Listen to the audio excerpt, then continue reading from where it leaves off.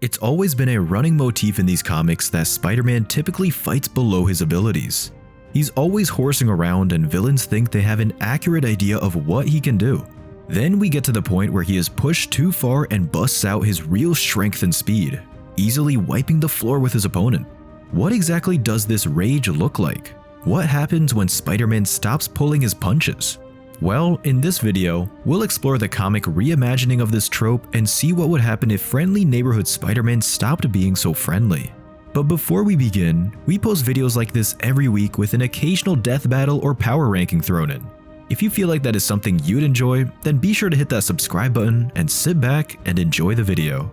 Norman Osborn has taken advantage of the city's vulnerability and was making his move to take over New York once and for all with an army of goblin henchmen. The Spider-Man of 2099, Miguel O'Hara, dips and dodges between metal fists as they crash down towards him, threatening to flatten him with every swing. Of course, this Spidey isn't the Peter Parker we all know and love. This is a little different. Moments before his death, Otto Octavius managed to trade bodies with Peter, making himself the city's one and only Spider-Man. The screen in the robotic Spider Slayer lit up, revealing Anna Maria's frightened face as the goblin's voice echoed. Otto, in agony, screamed at the sight of his kidnapped girlfriend. The superior Spider-Man, furious, smashed the Spider Slayer, crippling it. Miguel proposed a plan to fight the robots together and rescue Anna Maria, but received no response. As Otto left the scene, Miguel felt betrayed and called him a coward. Otto didn't hear Miguel's accusations, and the Spider Slayer quickly overwhelmed Miguel. Meanwhile, inside Otto's mind, Peter Parker continued his struggle to break free from Otto's control, his sanity slipping away as he was forced to relive Octavius's life.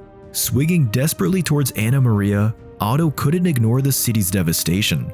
Spider Slayers, originally intended for patrolling, now wreaked havoc on the Green Goblin's orders. The police, other vigilantes, and even the Avengers and X-Men struggled to contain Osborn's forces. "It's all my fault," Otto said to himself, like so many times before. The brilliant Otto Octavius had fallen. At the City Hall, Major J. Jonah Jameson tried to maintain order as the press blamed him for the Spider Slayers. Liz Allen, Alchemax's CEO, interrupted him with a revelation that she had warned him about the robots. She provided proof that Jameson had approved their use prematurely. Otto swung through the city at breakneck speeds, rushing to reach Anna Maria in time. Suddenly, his spider sense blared, and Menace, Norman's second goblin, attacked. Otto yelled, "I have no time for lesser goblins." Menace taunted him about having Anna Maria, grabbing Otto's attention. He chased Menace into the subway tunnels, with Otto demanding, "Where is she?" Meanwhile, Peter's self relived Octavius's life, stuck in a loop until he reached the moment of their body swap. Forced to relive all of Peter's memories, Peter's consciousness suddenly blazed back to life. He reclaimed his identity, and the original Amazing Spider-Man was reborn. While Otto continued chasing Menace, Peter, now fully aware, reasserted himself within Otto's mind. As they raced through the subway tunnels, Peter threatened Menace, vowing retribution if any harm came to Anna Maria. A train approached, and they discovered Amy Chen tied to the rails, not Anna Maria. Octavius hesitated, but Peter's voice guided him. He jumped in front of the train, saving the child. After the train passed, Otto comforted Amy, but Menace had vanished. Peter's voice spoke to Otto, expressing anger and disappointment. He reminded Otto of his responsibility to make the right decisions under pressure. Otto acknowledged his mistake and prepared to face Peter's presence. Exiting the subway, Otto handed Amy Chen over to the police and quickly disappeared into the night. Peter gazed at the chaotic, burning city in disbelief.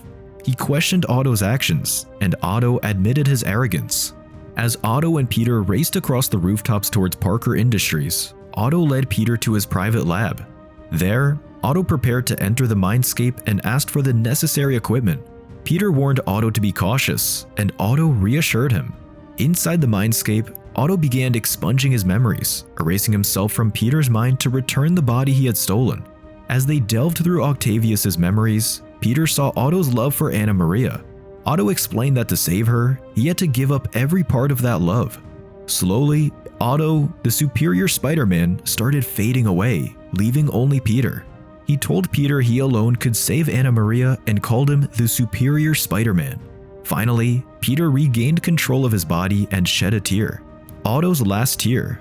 With determination and sorrow, Peter removed Otto's Spider-Man suit and put on his classic tights. "My turn," Spider-Man declared, with Peter Parker back in control. On top of a skyscraper in downtown Manhattan, a blindfold was roughly tugged from the eyes of one Anna Maria Marcone. "Eyes wide open, Miss Marone," the chilling voice of the Green Goblin sounded out. "I'm dying to know what you think of the view." When Anna Maria opened her eyes, she was staring out at the burning, chaos-filled city. "New York has fallen," Osborn announced. "Behold my Goblin Nation." At Parker Industries, Peter grappled with adjusting to his own body again. The employees and partners who had worked with Otto as Spider-Man were unfamiliar to him. Amidst the unfamiliar faces, he spotted Carly, a familiar friend whose eyes were covered in green scales due to a goblin formula infection. Peter inquired about a way to neutralize the goblin serum, and Soani, Otto's work partner, offered to create a vaccine quickly. Peter, now a less violent Spider-Man, agreed to work on the vaccine with Soani. In a private room, Peter revealed his true identity to Carly and reminded her of the time she took a shot at him after he had swapped minds with Otto. Carly stared into Peter's eyes and said, "Peter, it is you." "Oh, thank God." A quick embrace later, and Peter was back to business. Peter was quickly caught up by Carly, who explained that Otto had used spider bolts and mini-bots to monitor the city, but the goblin had hacked them, making them blind to anyone with a goblin connector. Peter, eager to find Norman Osborn, also checked on Aunt May and Mary Jane, while swiftly dealing with spider slayers across the city. Mayor J. Jonah Jameson raged, blaming himself for the city's ruin as he watched news stations report on New York's destruction. At Alchemax, the board of directors used live footage of their Slayer bots battling the Avengers to their advantage. Tyler Stone announced a bidding war, starting at $12 million per unit, while New York was in chaos. Supervillains worldwide sought to get their hands on the technology. At Empire State University, Miguel O'Hara, battered and bruised, had battled a horde of spider slayers alone. He thought he had defeated them, but a drone aimed at him. Just in time, Peter intervened, saving Miguel. As Peter tried to explain the situation, Miguel was furious for being left to fight the robots. Peter asked for his help against the Green Goblin. After a moment of irritation, Miguel agreed, seeing the urgency in Peter's request. In Midtown, Peter battled goblins alongside the Avengers trying to maintain order, with the Hobgoblin leading the charge. Peter swiftly took down the Hobgoblin. With no time to explain, Peter informed Captain America that they were heading to confront Osborn. Then, he and Miguel left the Avengers and headed to the Alchemax building, where they tracked the Green Goblin's location. Peter wondered as they approached what happened to Oscorp. Miguel caught him up to speed. It merged with Alchemax months ago. "This is the beginning of the megacorp that runs New York in my time," he explained to Peter. The two sped towards Alchemax, expecting to find the Green Goblin waiting for them. Instead, they were ambushed by Menace almost immediately. Menace attacked Spider-Man 2099, crashing through a nearby window. She choked Miguel on the ground, expecting Peter to abandon him, but Peter intervened, knocking out Menace with a punch. With Menace incapacitated, Peter used the Goblin Cure to revert her to her human form. He expressed relief that the cure worked. However, their relief was short-lived as they heard laughter coming from the main office. Normie Osborn, Norman's grandson, sat at the desk, smiling at the chaos his grandfather had caused. Tyler Stone and Liz Allen entered the room, with Liz protecting her son and Tyler triggering Peter's spider sense. Miguel silenced Tyler with a powerful punch and agreed to take the civilians to safety. Peter inquired if Miguel could also handle Stone and Menace, but Miguel noted Peter's injuries. Peter assured him that he was clear-headed and ready to go after the Goblin and the girl, emphasizing that it was his duty. At the top of the building, Peter finally found who he was looking for: the Green Goblin aboard his trusty glider, hovering around the rooftop with pumpkin bombs spread across the floor and Anna Maria tied up and helpless amidst the explosives. Osborn triumphantly greeted Spidey, thinking it was still Octavius in Peter's body.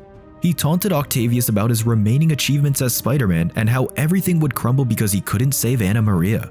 Spidey responded with a witty retort, catching Osborn off guard. Suddenly, Osborn recognized Peter's voice and realized who he was facing. Fear transformed into hatred as he realized it was Peter. "It's you," he said. Peter glared back at him. The one and only. The Green Goblin hadn't planned to face the original Spidey that night. This wasn't in the program. He stuttered as he started to rev up his glider. Another time, got to fly, but Peter wouldn't let Norman get off that easily. Spidey leapt into the air after the glider with just a minute left before the pumpkin bombs covering the roof ripped the building down. No, it's a trick. It has to be. The goblin raged as he desperately launched a bladed dart at Spidey. Peter caught the weapon midair and hurled it back down at the rooftop as he sailed closer and closer to Osborn. "Yeah, you're Osborn all right. Always underestimating everyone," Peter said. On the rooftop, Anna Maria saw Spidey throw a dart into the wall, signaling her to free herself using it. She used the blade to cut her bonds and work her way out of the ropes. Osborn yelled desperately, claiming he wasn't afraid and boasting about his past victories. Peter remained unfazed and reminded him that he had beaten the goblin as well. Peter then crushed Norman's wrists and continued their battle on the out-of-control glider, determined to end the goblin once and for all. "You don't have the stomach for that kind of justice, boy," the goblin sneered. Peter and Norman grappled with each other over thousands of feet in the air. Anna Maria had finally almost freed herself from her ties. Norman was monologuing erratically about the legacy he was building at Alchemax. Peter wasn't listening. His spider bots had finally made their way up Norman's body and overtook the goblin, even as Peter's strength became too much for Osborn to handle. Anna Maria screamed for Spider-Man, knowing the building was about to explode. She leapt off the roof, hoping he'd catch her. The Alchemax rooftop detonated, and Peter caught Anna safely. He used his spider bots to disable the goblin's glider, sending Norman plummeting. Peter reassured Anna as he reached out to save Osborn from the fall as well. He explained that nobody dies when he's around, even his enemies, because he's Spider-Man. After safely placing Anna Maria and Osborn on the ground, the goblin's assault on New York dwindled. Unfortunately, Liz Allen accidentally triggered a spider sense jammer, momentarily disrupting Peter's focus and allowing Norman to escape into the sewers. Though Peter believed it was unintentional, he decided to keep a watchful eye on Liz. Norman narrowly escaped, riding an abandoned subway car deep underground, plotting to return and finally defeat Spider-Man. In his underground hideout, Norman reflected on his escape, determined that next time they wouldn't see him coming. Peter and Miguel reconciled, recommitting to always supporting each other. In the aftermath, Peter repaired his relationship with the Avengers, strained during Otto's time as Spider-Man. Anna Maria expressed concern for Otto's well-being, and Spidey was touched by her emotional words. She described Otto as an incredibly kind and thoughtful person with an amazing mind, emphasizing how much he meant to her. As the paramedics took her away, one thought played over and over in his mind. She loved him, he realized. It was wrong for me to be here. Someone had to die. So, hopefully you guys liked this little story. Let us know what you guys think down in the comments, and if you want more videos like this, be sure to let us know. Till next time.